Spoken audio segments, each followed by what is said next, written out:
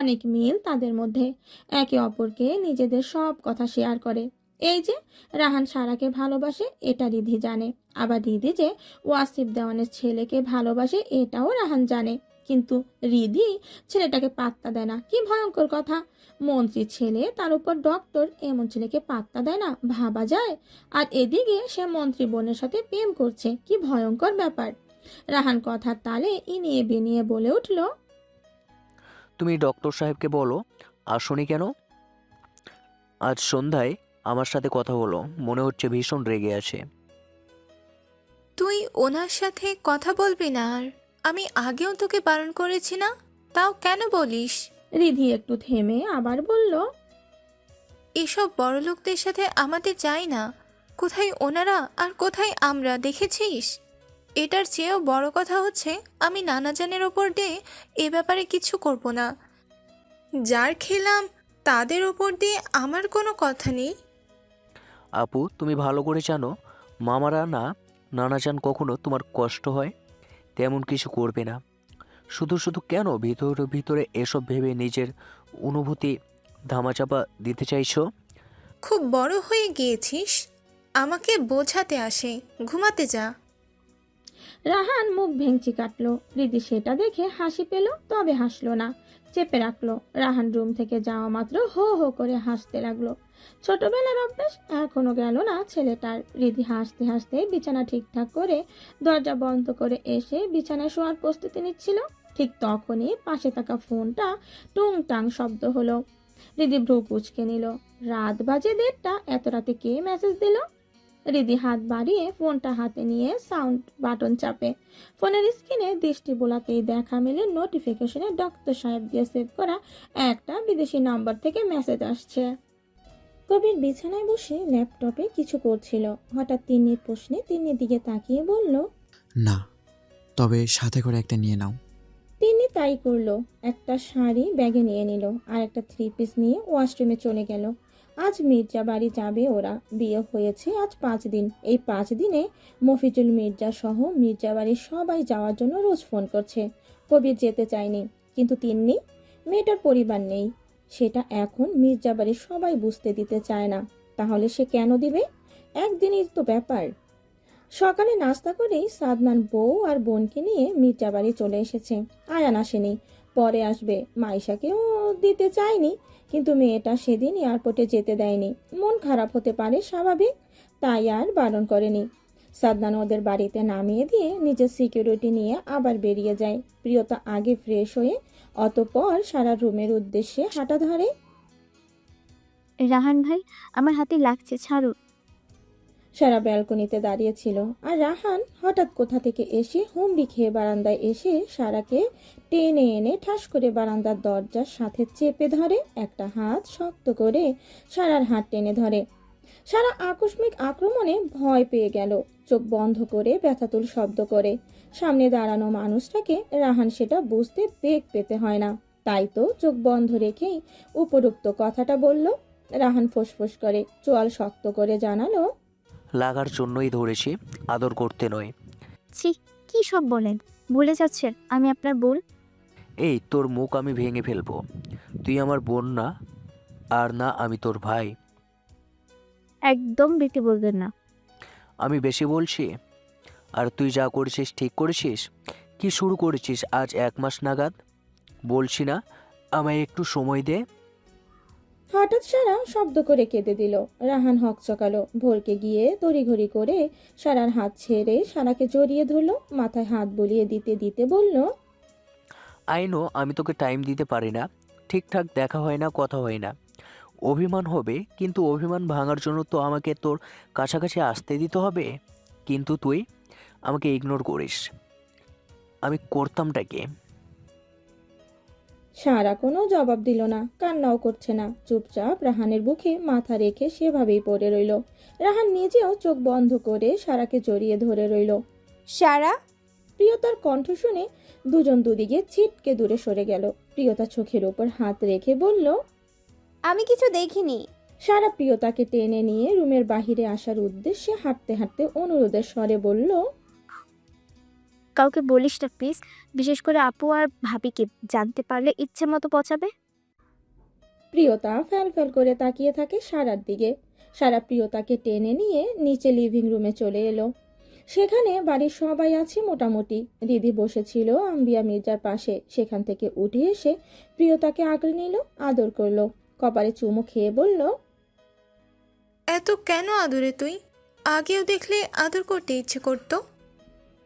প্রিয়তা মুচকি হাসলো। সত্যি কে সে ভীষণ আদুরে দেখতে। সরি, সত্যি কি সে ভীষণ আদুরে দেখতে? সবাই কেন এমন করে? প্রিয়তার ভাবনার মাঝে রিদি প্রিয়তাকে টেনে নিয়ে সোফায় বসালো। দুপুরে তিন্নি আর কবির এলো। সবাই হই হুল্লোড়ের মধ্যে দিয়ে খাবার শেষ করে আড্ডা দিতে বসে গেল। কবির তিন্নির দিকে তাকিয়ে থাকে। মেয়েটাকে মনে হয় প্রথমবারের ন্যায় কবির ওকে এতটা হাসি খুশি দেখলো। নিজের কাছের আপন ভালোবাসার মানুষগুলো থাকলে নিজেদের মন ভালো হয়ে যায়, সুখী মনে হয় নিজেদের। আড্ডা শেষ হয়, যে যার রুমে চলে গেল। সাদনান বাড়ি ফিরেছে। মির্জা বাড়ি পুরোটা সিকিউরিটি দিয়ে ঘেরাও করা। কাল সকাল অবধি সাদনান এখানে থাকবে, তারপর বউকে সাথে নিয়ে শহরে যাবে। প্রিয়তার মন খারাপ হলো এই খবর শোনার পর। সবাইকে ফেলে যেতে ইচ্ছে করছে না। ভাবলো রাতে এ ব্যাপারে সাদনানের সাথে কথা বলবে। প্রিয়তা রুমে গিয়ে অদ্ভুত একটা গ্রান পেল। চোখ বন্ধ করে শ্বাস টানে বার কয়েক। সাদনান এখন বিছানায় বসে বউকে নিজের কাছে ডাকলো। প্রিয়তা গুটি গুটি পায়ে এগিয়ে গিয়ে সাদনানের সামনে দাঁড়ালো।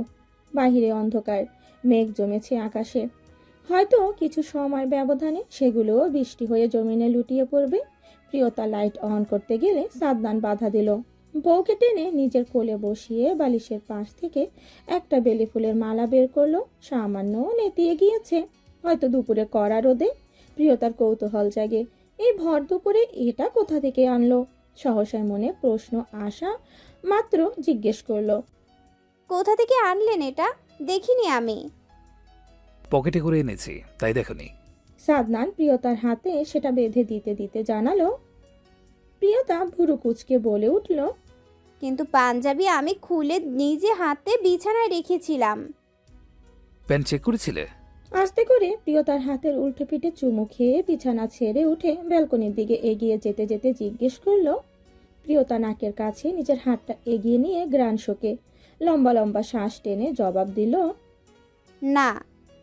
দূর দূর বাড়ির চারিদিকে কালো পোশাক পরিহিত সিকিউরিটি দাঁড়িয়ে আছে। দৃষ্টি তাদের উল্টো দিকে। বাড়ির দিকে পিঠ করে দাঁড়িয়ে আছে। সবার হাতে বন্দুক, সাথে একটা করে ছাতা। হয়তো বৃষ্টির জন্য দিয়েছে। ব্যালকনিতে যাওয়া মাত্র দক্ষিণা শীতল বাতাস এসে গা ছুঁয়ে গেল। প্রিয়তার শরীরের সবগুলো লোমকূপ শিরশির করে উঠল। শিহরণ দিল শরীর। সাদনান প্রিয়তাকে পেছন থেকে জড়িয়ে ধরে ঘাড়ে নাক ঘষে। প্রিয়তা এক হাত সাদনানের গালে রেখে আর এক হাত নিচের জামা খামচে ধরে। সাদনান টুপটাপ বৃষ্টির ন্যায় চুমু খেলো বউয়ের গলার ঘাড়ে। প্রিয়তা সাদনানের দিকে ফিরে সাদনানের গলা জড়িয়ে ধরে পা জোড়া সাদনানের পায়ের উপর ভর দিয়ে দাঁড়িয়ে সাদনানের লম্বা উঁচু নাকের ডগায় চুমু খেলো। সাদনান ভ্রু কুচকে তাকালো বউয়ের দিকে। আজ সেদে সেদে এত আদর দেখাচ্ছে। সাদনান বুঝতে পারলো বউ কিছু আবদার নিশ্চয়ই করবে, তাই আগে আগে জিজ্ঞেস করলো, কি ব্যাপার? প্রিয়তা সাদনানের টি শার্টের বোতাম খুলতে খুলতে আদুরে কণ্ঠে বলল, শুনুন। বলো। সাদনান বইয়ের চুল ঠিক করতে করতে বলল। প্রিয়তা ইনিয়ে বিনিয়ে মিনমিন করে বলল, আমার ওখানে যেতে ইচ্ছে করছে না। না যাই প্লিজ। সাদনান ঠিক জানতো বউ তার এই জন্যই এত আদর দেখাচ্ছে। সাদনান খানিকক্ষণ সময় নীরব থাকে। ঝিরি ঝিরি বৃষ্টি পড়া শুরু করেছে। সাদনান নিজের হাত সহ বউয়ের হাতটা বাহিরে বৃষ্টির মধ্যে এগিয়ে দিল। মুহূর্তের মধ্যে দুটি হাত পানির স্পর্শ পেয়ে কেঁপে উঠল। বৃষ্টির ঠান্ডা পানি শরীর শিহরণ বয়ে যায়। সাদনান বউয়ের পেটে শক্ত করে চেপে ধরে বুকের মধ্যে পিষে নেওয়ার মতো করে। ঘাড়ে নাক ঘষে লম্বা শ্বাস টানে। চুলের ভাঁজে মুখ গুজে দিয়ে নিশাতুল কণ্ঠে সম্মতি দিয়ে জানালো, আচ্ছা, যাব না। প্রিয়তা চমকে উঠল। সাদনান এত সহজে রাজি হয়ে যাবে প্রিয়তার ধারণাতীত ছিল। ভেবেছে গম্ভীর কণ্ঠে বলবে, এটা সম্ভব নয় জান। কিন্তু এখন তো বিপরীত হলো। প্রিয়তা এই মুহূর্তে কি বলা উচিত মাথায় আসছে না।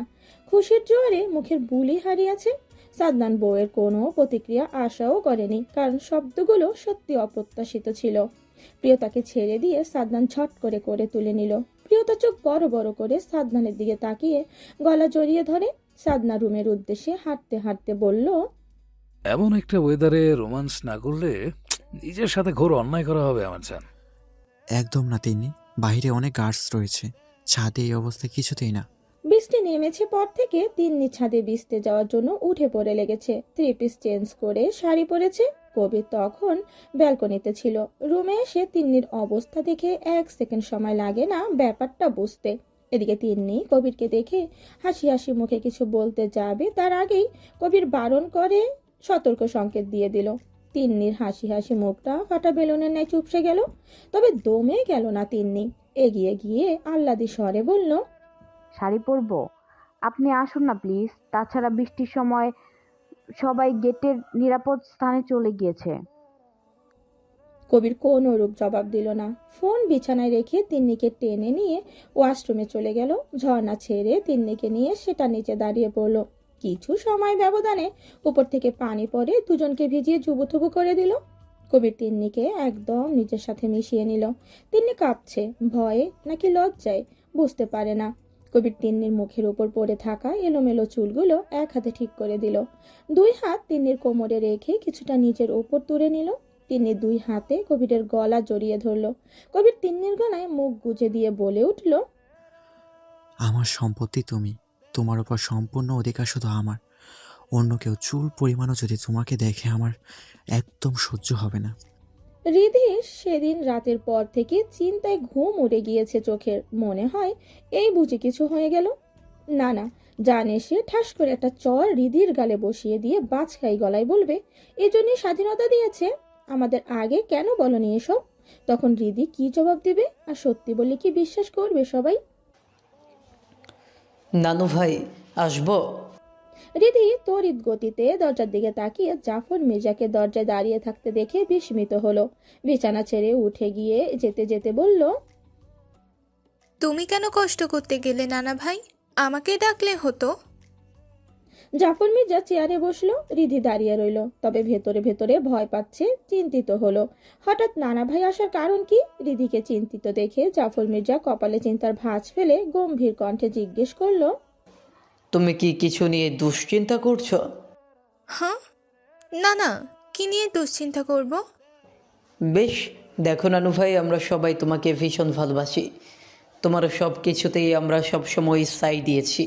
তোমার মতামতকে বরাবরই আমরা প্রাধান্য দিয়েছি। আমার মনে হচ্ছে জীবনের সবচেয়ে বড় ডিসিশনটাও তুমি নিবে। তোমার মতামতকে আমরা বেশি গুরুত্ব দিব। হঠাৎ এসব কেন বলছো? হ্যাঁ, তোমরা আমার মতামত, আমার ইচ্ছেকে গুরুত্ব দাও, তার মানে এই নয় যে আমি ভুল কিছু আবদার করলে তোমরা বিরুদ্ধতা করবে না। তাহলে আমরা কি তোমার বিয়ে শাদির ব্যাপারে আগাতে পারি?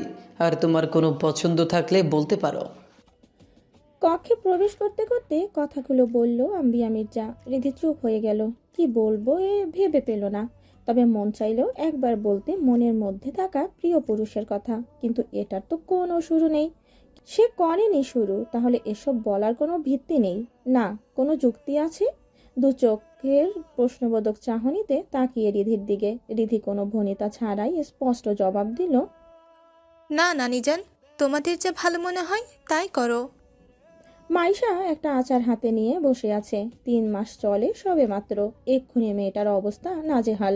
খাবার একদমই মুখে নিতে পারে না। শরীর শুকিয়ে গিয়েছে, চোখের নিচে কালশিটে দাগ বসেছে।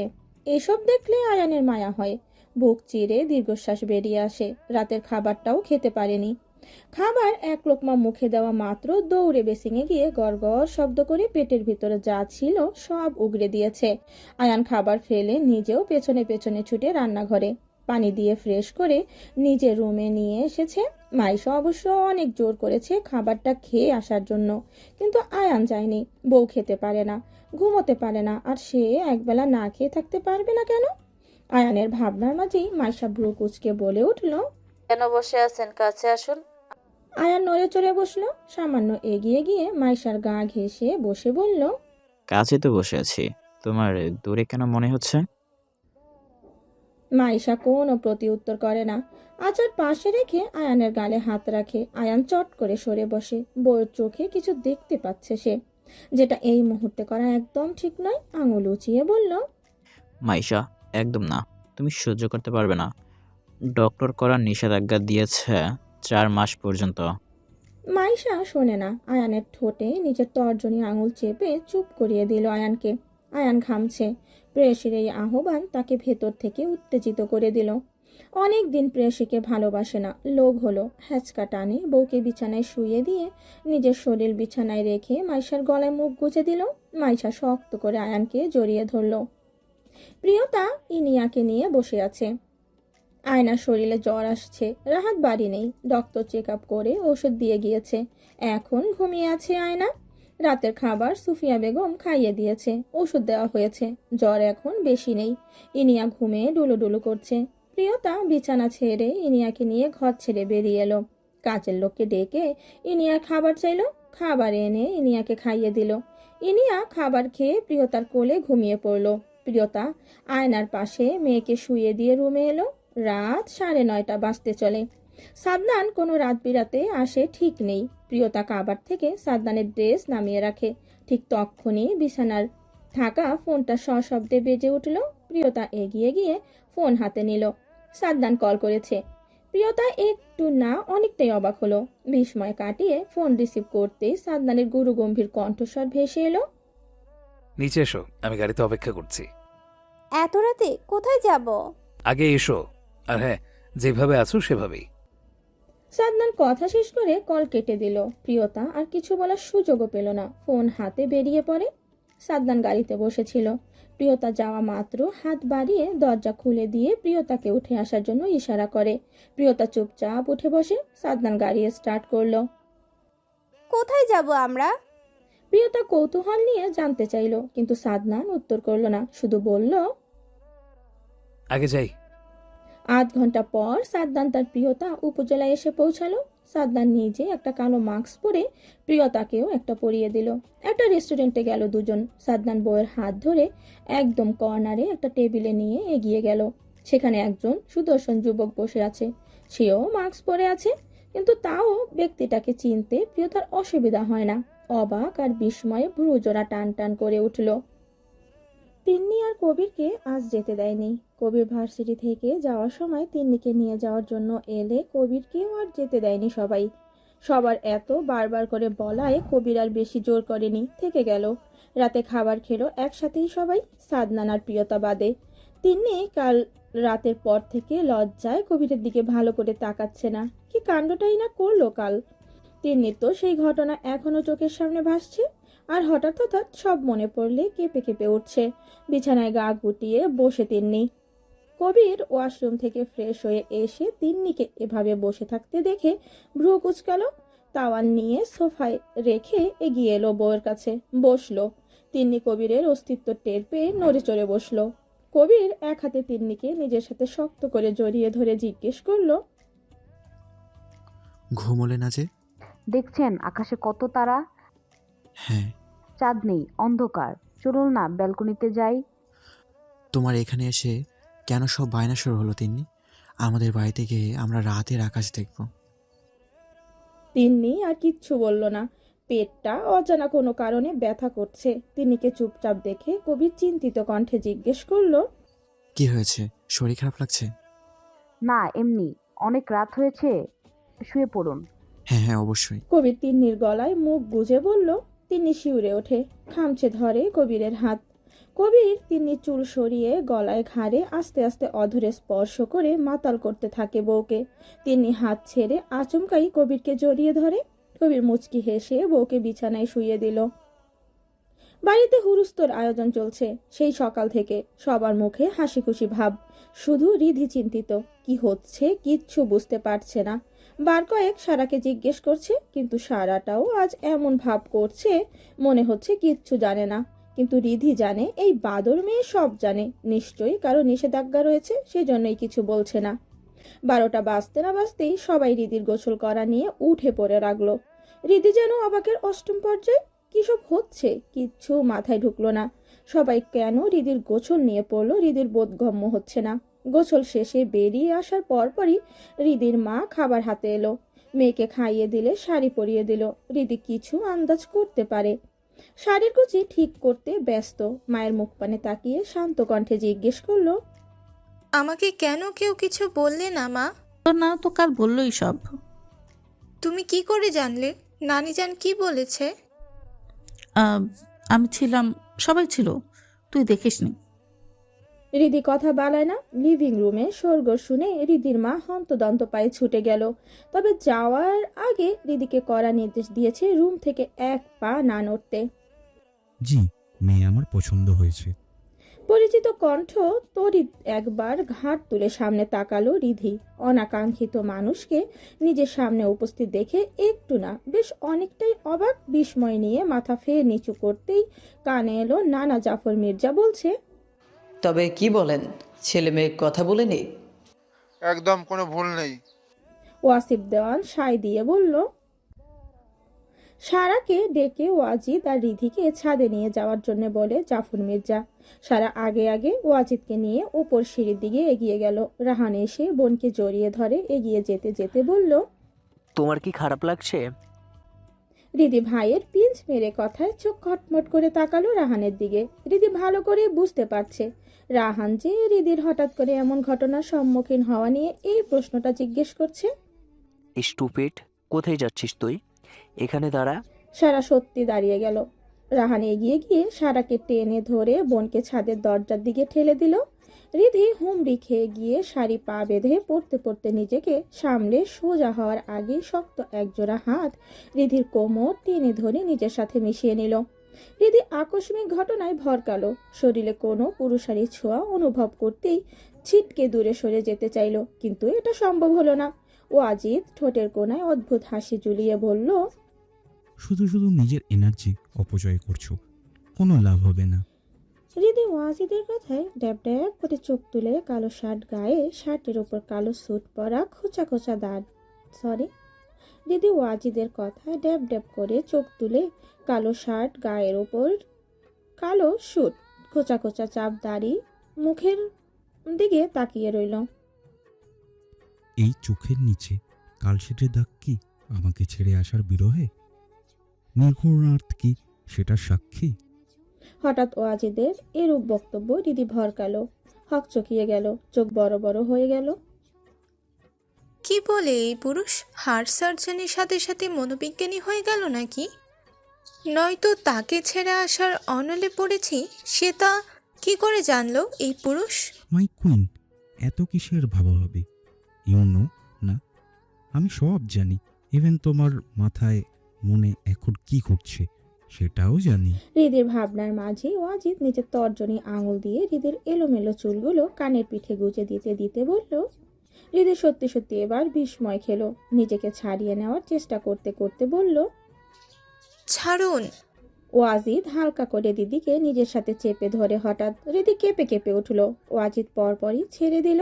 নিজের গায়ের উপর কালো ব্লেজার ঠিক করে নিয়ে হৃদির দিকে পিঠ ঘুরে দাঁড়ায়, চুলে হাত দিয়ে ঠিক করতে করতে বলল, বি রেডি, খুব শীঘ্রই তোমার মনের ঘরে আমার রাজত্ব চলবে।